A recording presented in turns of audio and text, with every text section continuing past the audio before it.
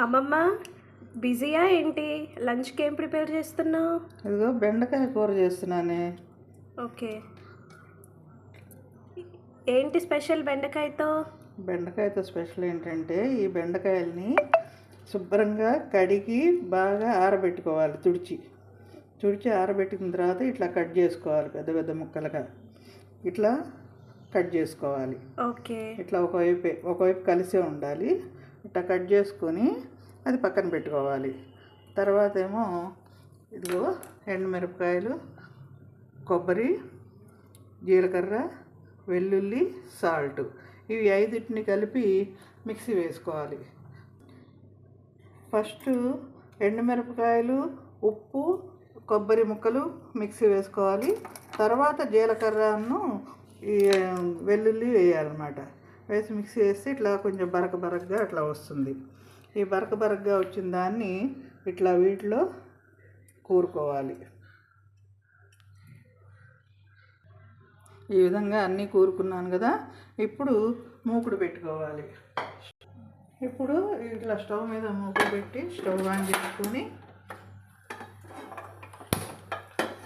దాంట్లో కొద్దిగా ఆయిల్ వేసుకోవాలి. ఆయిల్ కూడా ఎక్కువ వాడకూడదమ్మా, ఇప్పుడు వచ్చే ఆయిల్స్ మంచివి కాదు. ఆయిల్ వేసుకొని ఈ ముక్కల్ని ఇట్లా అమర్చుకోవాలి.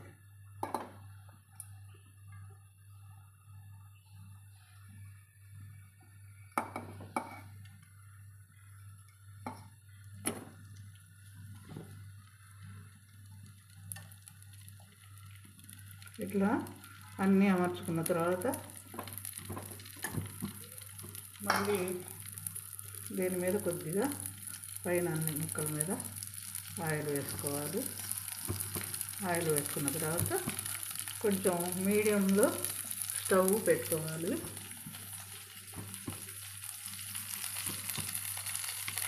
మీడియం కన్నా కొంచెం తగ్గిస్తేనే మంచిది, మాడకుండా ఉంటే.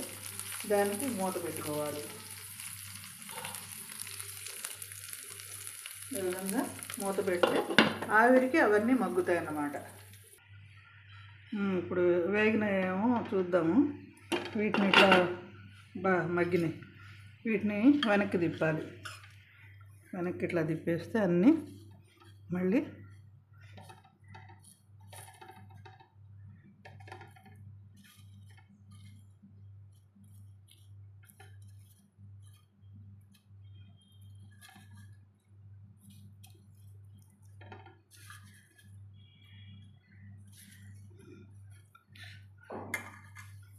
ఒక 3 నిమిషాలు మూత పెట్టేద్దాం.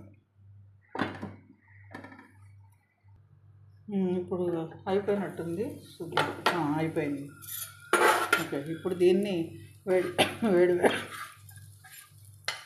వేడి అన్నంలో నెయ్యి వేసుకొని తింటే చాలా బాగుంటుంది. అంటే ఉప్పు కారాలు కొంచెం ఎవరికి తగ్గట్టుగా వాళ్ళు వేసుకోవాలి. కొంతమంది తక్కువ తింటారు, కొంతమంది ఎక్కువ తింటారు కదా, దాన్ని బట్టి వేసుకోవాలి ఎవరికి అది.